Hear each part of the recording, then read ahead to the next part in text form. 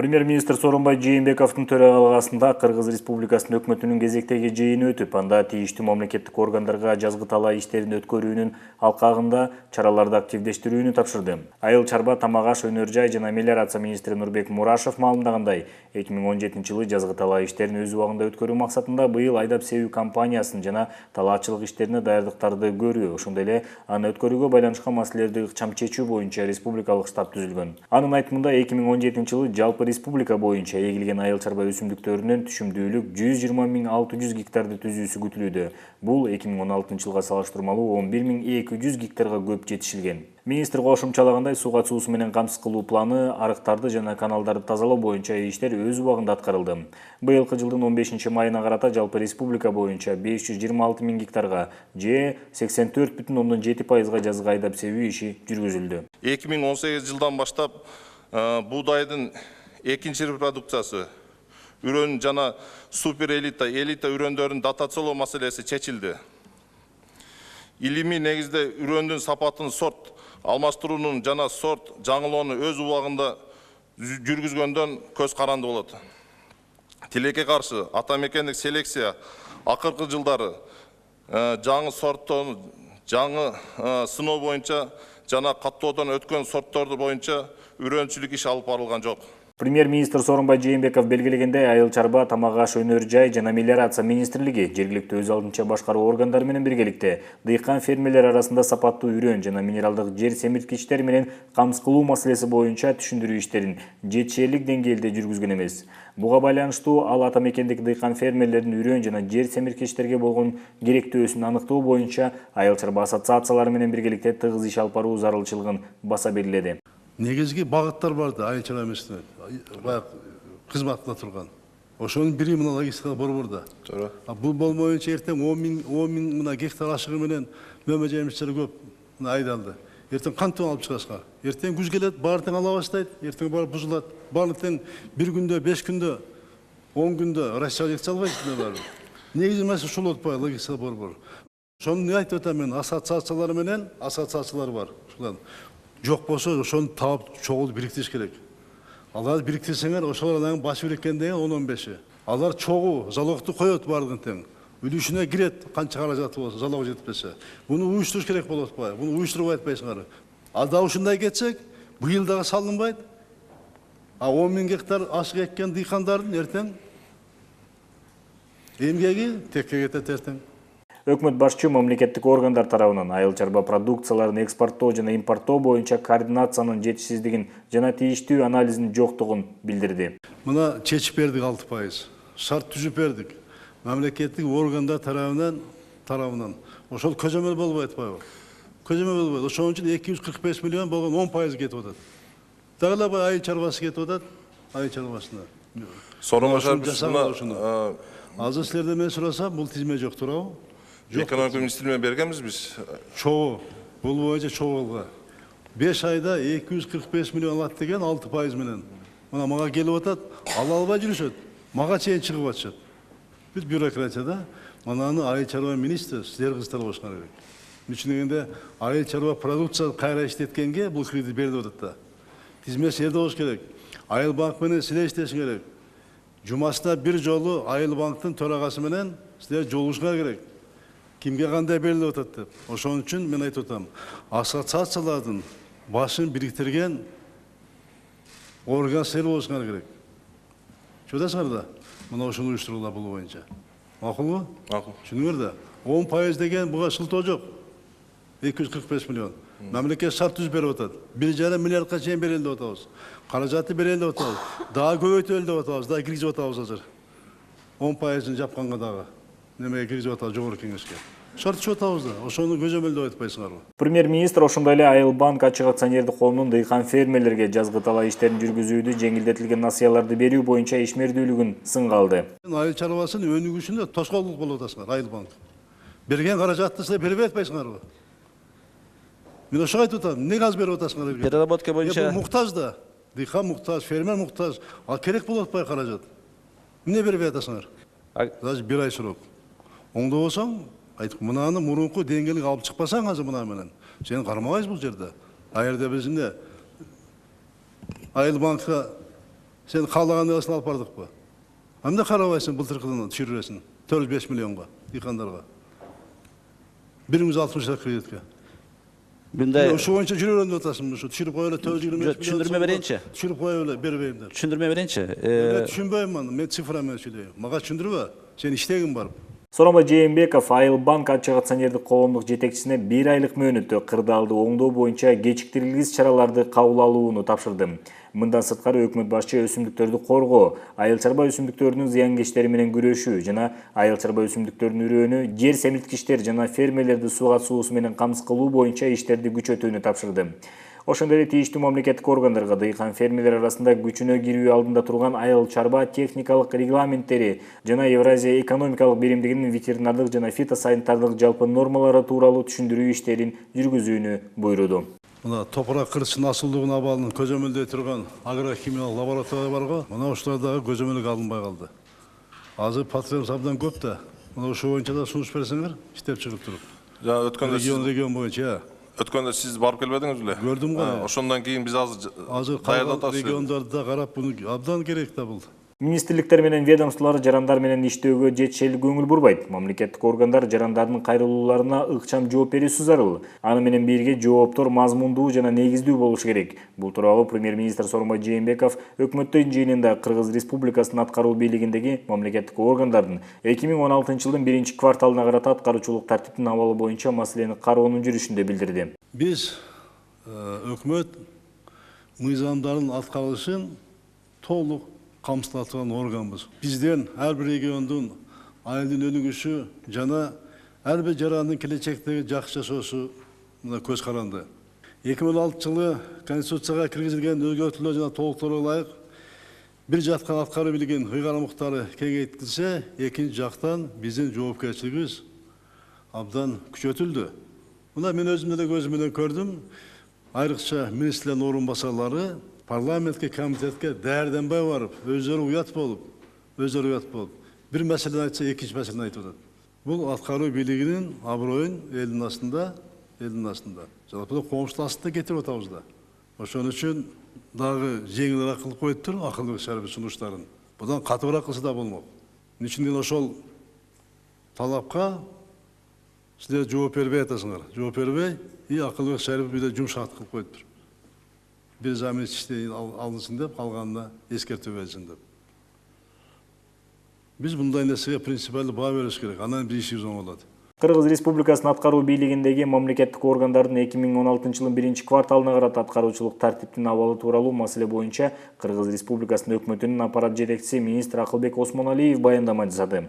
Талкуунун жыйынтыгында аткаруучулук тартипте кетирген кемчиликтери үчүн Кыргыз Республикасынын маданият, маалымат жана туризм министринин орун басары Фархат Бекмамбетовдун ээлеген кызмат ордунун кароо чечими кабыл алынды. Ошондой эле башка мамлекеттик органдардын жетекчилерине, өкүлдөрүнө да эскертүү жана дисциплиналык аткаруу милдетине болгон жоопкерчилигин карап чыгуу тапшырылды.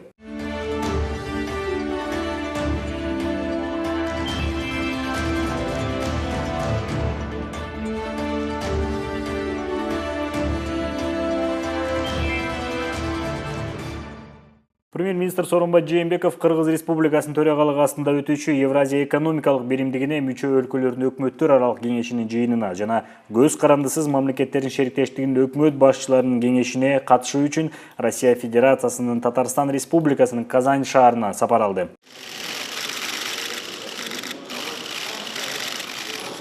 Сооронбай Жээнбеков Татарстан Республикасынын Казань шаарында өткөн көз карандысыз мамлекеттер шериктештигине кирген мамлекеттердин өкмөт башчыларынын кеңешинин тар чөйрөдө өткөн жыйынына катышты. Жагып эшикартында тараптар КМШ мамлекеттеринин ортосундагы кызматташуу тууралуу актуалдуу маселелер талкуулангандыгы маалым болду. Көз карандысыз мамлекеттер шериктештигине кирген өлкөлөрдүн өкмөт башчыларынын кеңешинин тар чөйрөдөгү жыйынында кеңейтилген форматта ар бир мүчө өлкөлөрдүн өкүлдөрү сүйлөбөй тургандыгы жана күн тартипте каралган документтерди талкуулабастан кол коюу чечимине келишкен. Кеңейтилген жыйындын учурунда төрагалык милдетин аткарып жаткан Россия Федерациясынын өкмөтүнүн төрагасы Дмитрий Медведев кириш сөз сүйлөп, ал эми КМШ аткаруучу катчысы Сергей Лебедев аткарылган иштер жана алдыдагы жаңы кадамдар тууралуу сөз кылды. Достаточно содержательный, откровенный разговор. о состоянии дел, о перспективах развития стран СНГ и всего Содружества. Баяндаманын соңунда кызматташтыктын алкагында мындан ары кызматташууну тереңдетүүгө багытталган бир катар документтерге кол коюлду.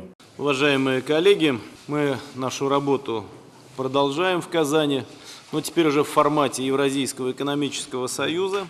Күн тартипке ылайык Казан шаарындагы экинчи ири иш-чара болгон Кыргызстандын төрагалык астында өтүүчү Евразия экономикалык биримдигине мүчө өлкөлөрдүн өкмөттөр аралык кеңешинин жыйынынын башталышы болду. Алгач тараптар тар чөйрөдө кезигишип, 2 сааттай кызуу талкуудан соң кеңейтилген форматта чогулушту.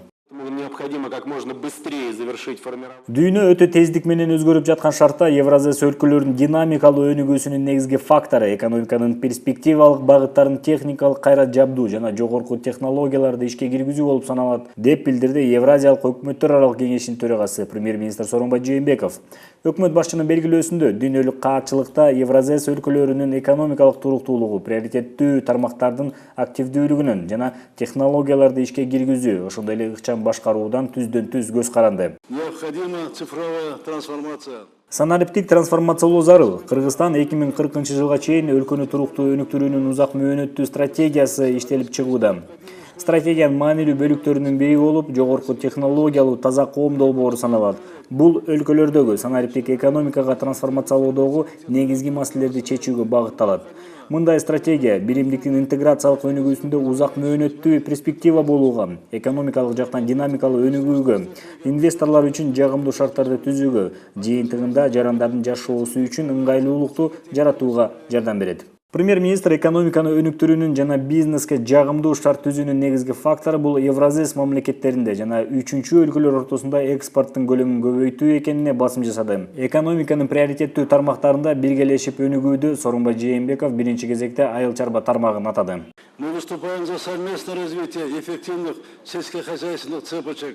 Биз Евразес алкагында товар өндүрүүчүлөрдөн баштап сатып алуучуларга чейин айыл чарба тармагын эффективдүү өнүктүрүүгө биргелешип кириштик.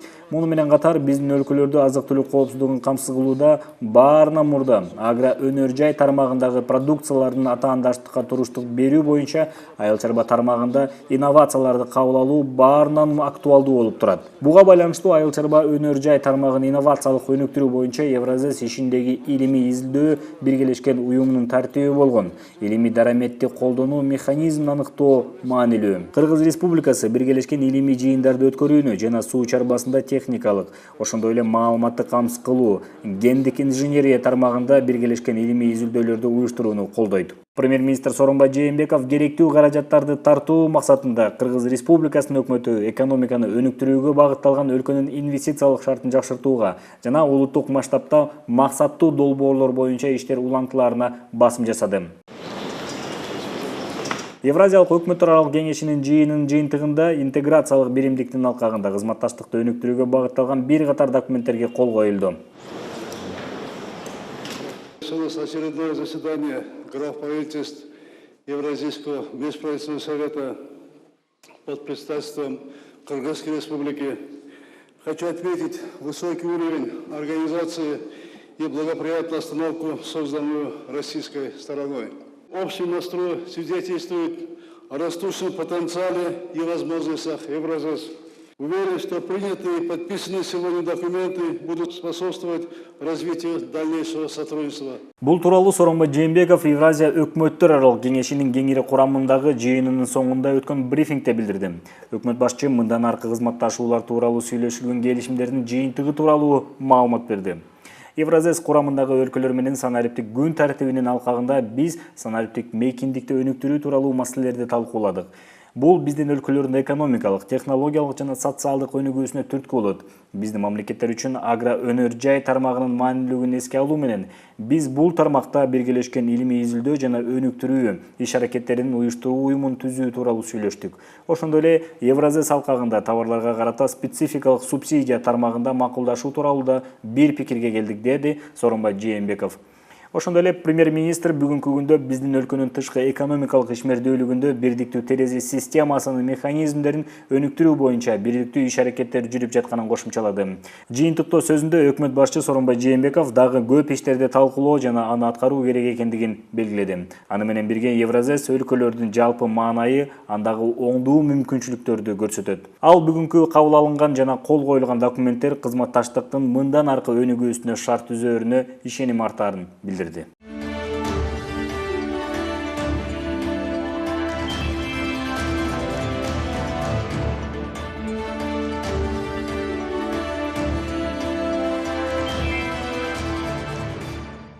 Премьер-министр Сооронбай Жээнбеков Ак Кулаа ат майданын реконструкциялоо жана модернизациялоо боюнча жумушчу жыйын өткөрүп, анда ат майданды толук реконструкциялоонун эскиздик борбору көрсөтүлдү. Ага ылайык ат майданда көрүүчүлөрдүн орду 10 000 орунга кеңейтилген. Сооронбай Жээнбеков ипподром эл аралык стандартка дал келиши керектигин баса белгиледи. Дене тарбия, спорт жана жаштар иштери боюнча мамлекеттик агенттиги менен архитектура, курулуш жана турак жай коммуналдык чарба мамлекеттик агенттиги реконструкциялоо долбоорлорун аягына чыгарып, өкмөттүн кароосуна кайрадан жибермей болду. Эскерте кетсек, буга чейин премьер-министр Ак Кулаа ат майданына барып, абалды жеринен көрүп, бул багытта бир нече рет жыйын өткөрүп, тиешелүү мамлекеттик органдарга ат майданды реконструкциялоо боюнча бир катар тапшырмаларды берген.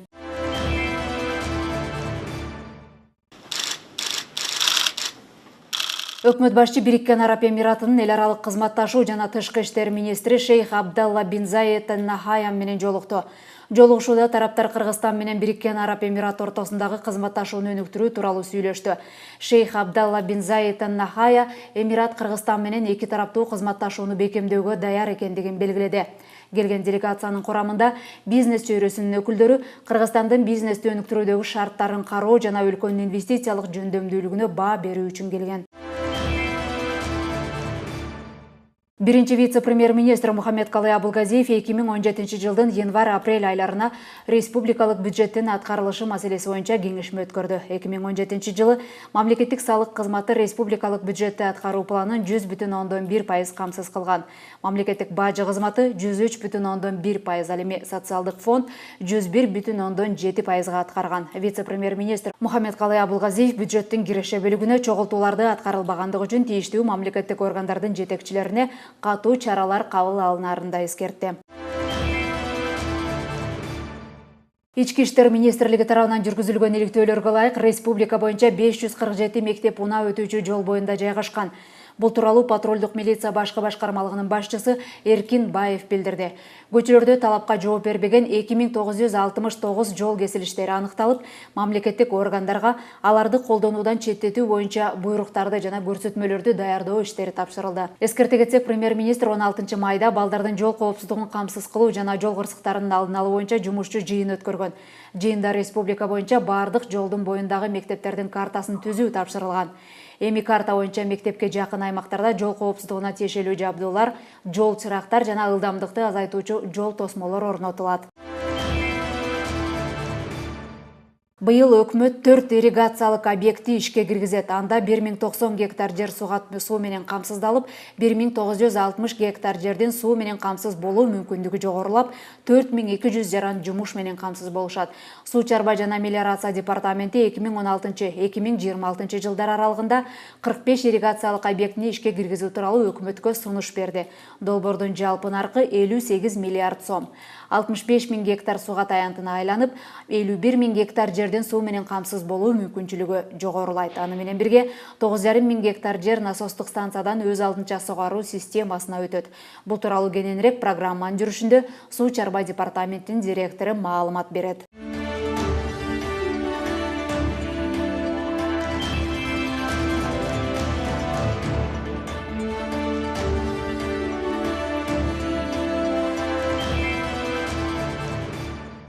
Саламатсыздар, урматтуу телекөрүүчүлөр. Биз бүгүн өлкөдө ирригациялык системаларды модернизациялоо жана калкты ичүүчү таза суу менен камсыз кылуу багытында сөз кылабыз. Бул багытта кененирээк маалымат берүү үчүн бизге суу чарба жана мелиорация департаментинин директору Таштан Алиев Көкүмбек Жумагулович келген. Саламатсызбы, Көкүмбек Жумагулович? Айта кетсеңиз, Кыргызстанда калктын санынын көбөйүшү менен өкмөт ушул сугат жерлерин өздөштүрүүгө өзгөчө көңүл буруп жатат да. Мына ушул жылы жалпы суммасы 32 миллион долларлык 11 ирригациялык система ишке кирген. Бул кандай долбоорлор, кайсыл жактарда ишке ашат, кеңири айтып берсеңиз. Муну өзүңүздөр билгендей, мамлекет башчыбыз Алмазбек Шаршенич Кытай мамлекетинин башчылыктары менен сүйлөшүп, ошо гранттык түрдө ошо ирригацияга атайын алып келген каражат. Бүгүнкү күндө бул каражат негизинен реализацияга жакын калды. Негизинен проектлердин баары даярдалган Алтай бекети. Жакында ошол Кытай тараптан келген өкүлчүлүктөр тарабынан ошо тендерлик процедуралардын макулдашуулары болуп атат. Ошо июнь айынын ичинде тендер өтө турган болсок, июль айында Кудай буйрса алгачкы объектилерге курулуш иштери башталып калат. Объектилерин эгерде айта кете турган болсок, Баткен областынын Баткен районунда 4 ВХ деген объекти бар. Кубаттуулугу 1,5 гектар жаңы сугат жери, наркы 7,2 миллион доллар. Бул объектини да мына Кудай буйрса ошол июль-август айларында баштап калабыз. Ошондой эле Ысык-Көл областынан Когой айыл өкмөтүндөгү сугат аянттарын ишке берүү. Бунун негизги кубаттуулугу 330 жаңы сугат жери, наркы 1,2 миллион доллар. Ошондой эле Тоң районунун Агалөң айыл өкмөтүндөгү каналды реконструкциялоо. Бунун кубаттуулугу 1200 жаңы сугат жери, 500 гектар жердин суга алуу муктаждыгы жогорулайт. Бунун нарктык баасы 10 миллион доллар. Ошондой эле Чүй областынан Спартак суу сактагычынын алдындагы сугат жерлерин өздөштүрүү каралган. Бунун кубаттуулугу 2700 жаңы сугат жери, нарк баасы 11 миллион доллар турат. Ошондой эле Талас областынан Бактыногой, Кара-Бара районунун Бактыногой каналын реконструкциялоо. Бул жерде нарктык баасы 2,15 миллион доллар, кубаттуулугу 380 жаңы сугат жери, ошондой эле 2500 гектар сугат жердин суга алуу муктаждыгы жогорулайт. Ошондой эле Кызылжар Бакай-Ата районунун Үрмарал системасынын алдындагы башкы суу түйүндөрдү реконструкциялоо жана Кызылжан жана Жалпактел каналдарын реконструкциялоо менен 16.000 гектар жердин суга алуу муктаждыгы жогорулайт. Жалпы, значит, нарк баасы 1,7 миллион. Мына ушул долбоор Кудай буйрса ишке аша турган болсо, 5910 гектар жаңы сугат жер өздөштүрүлөт. Ошондой эле 19.000 гектар жердин суга алуу муктаждыгы жогорулайт. Айта кетсеңиз, ошол өлкө эгемендик алгандан бери эң бир ийгиликтүү ишке ашкан долбоорлордун катарына Бүргөндү массивин ишке киргизүүнү айтсак болот да. Бүгүнкү күндө ал жакта абал кандай? Канча гектар айдоо аянттары ишке киргизилди? Элдер кандай иштеп жатат? Ошол боюнча маалымат бере кетсеңиз. Өзүңүз айткандай, Бүргөндү массивин өздөштүрүү бул ирригациялык объектилердин эң бир приоритеттүү объектилердин бири. Бунун негизги проекттик кубаттуулугу 3500 гектар болчу. Мына ушуну биз 140 миллионун республикалык бюджеттен эметтик дагы, 320 миллионун турецкий кредиттин эсебинен объектини бүтүрдүк. Ошо экономиянын эсебинен дагы 350 гектар берилип, жалпы жонунан 3850 гектар сугат жер берилди. Мунун бул объектинин эң биринчи баягы жакшы жактарынын бири бул Бүргөндү аймагы өзүңүздөр билгендей коңшу мамлекеттер менен чектеш жайгашкан аймак. Мына ошо бул жалаң жаңы жумуш орун эмес. Ошону менен бирге чегара аймактарын бекемдөө, чегара аймактарына элдерди турукташтыруу маселесин дагы чечилген маселеде. Анан ушул проектте мына сиздер айткандай негизинен проектте биз данектүү өсүмдүктөрдү өстүрүү багытын сунуштаганбыз. Азыр дыйкандарыбыз бул жерлерди өздөштүрүп, өрүк бактарын, гиляс өсүмдүктөрүн, алма бактарын өстүрүүгө багыттап иш алып барып жатат. Айта кетсеңиз, ошол сиздердин департамент 2026 жылга чейин 45 ирригациялык проектти ишке ашыруу боюнча өкмөткө сунуш киргиздиңиздер.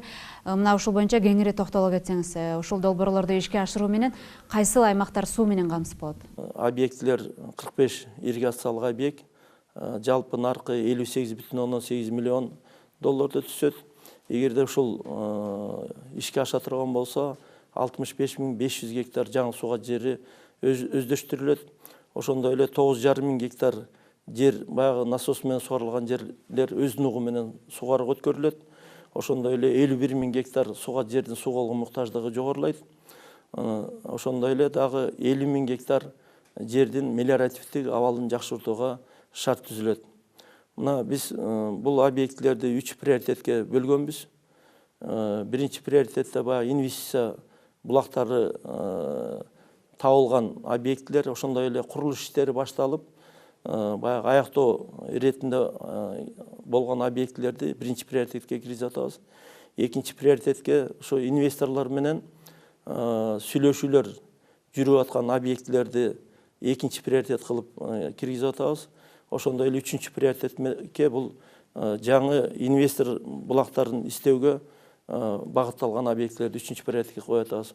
Муну мен айтып кеткендин негизги себеби биз ушул баягы каражат маселеси чоңураак болгондуктан биз ошо ирригациялык объектилердин курулушун республикалык капиталдык салымга көп нагрузка келтирбей, инвесторлорду тартып, гранттык түрдө көп мөөнөттөгү кредиттерди тартуу жагындагы каралган. Мына ушул объектилердин биз 10 жылдык мөөнөткө каралганыбыздын да себеби ошо биринчи 2-3 жылында инвестициялык булактар менен параллельно иштеп, ошо инвесторлор менен ошо салымдарын кошсо деген үмүтүбүз бар да. Дүйнөлүк тенденцияда ошол суунун баалуулугу жогорулап, анын ичинде Кыргызстанда дагы ошол мөңгүлөрдүн эрип жаткандыгы тууралуу маалыматтар бар да. Бүгүнкү күндө ошол суунун запасын сактоо боюнча кандай чаралар көрүлөт, кандай долбоорлор ишке ашырылат? Глобалдык климаттын өзгөрүүсүнө байланыштуу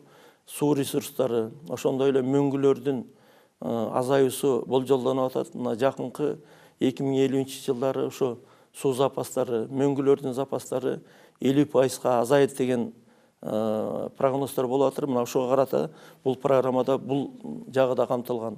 Айта кете турган болсок, ошо 45 объектинин 20 объектисине суу сактагычтар, декадалык, суткалык БДРлер курулушта дагы камтылган. Зеленый экономика деп мына азыр ошол мөңгүлөр жайгашкан жерлерге баягы арча, кайың эмелерди, өсүмдүктөрүн өстүрүп, ошол эрип кетүүсүнө баягы бир коргоо иретиндеги жумуштарды жүргүзүш керек. Ошондой эле мына глобалдык изменение климат, суу ресурстары азайгандыгына байланыштуу биз азыркы учурда өзүңүздөр билесиздер, баягы капелдик орошение, тамчылатып сугаруу, передовой технология полио деп коебуз. Ошо алдыңкы ыкмаларды колдонуу жагы дагы колдонуш керек. Тамчылатып сугаруу ыкмасы менен баягы пайдаланган жерлерде мына өзүбүз практика жүзүндө көрүп атабыз, 150-160 центнерге чейин алып атыр. Мунун биринчиден суу экези экономия болот. Экинчиден ошо ар бир өсүмдүктүн фаза развитиясында, өсүү процедурасында өз учурунда керектүү көлөмдө сууду берүүгө, керектүү көлөмдө удобрение берүүгө да шарт жасалат. Мына ушунун негизинде түшүмдүүлүк жогорулайт. Ошону экспериментальный кылып, калган дыйкандар дагы ошону көрүп, ошо капелдик тамчылатып сугаруу ыкмасына өткөнгө бир шарт түзсүн деген долбоорлорубуз акыркы проектилерде ушундай долбоорлор каралып атат да. Атайын вакыт бөлүп келип бергениңизге рахмат. Урматтуу телекөрүүчүлөр, биз бүгүн өлкөдө ирригациялык системаларды жакшыртуу жана жакын аралыкта калктын көпчүлүк санын ичүүчү таза суу менен камсыз кылуу багытында өкмөттүн аткарып жаткан иштери жана алдыдагы пландары тууралуу сөз кылдык. Саламатта калыңыздар.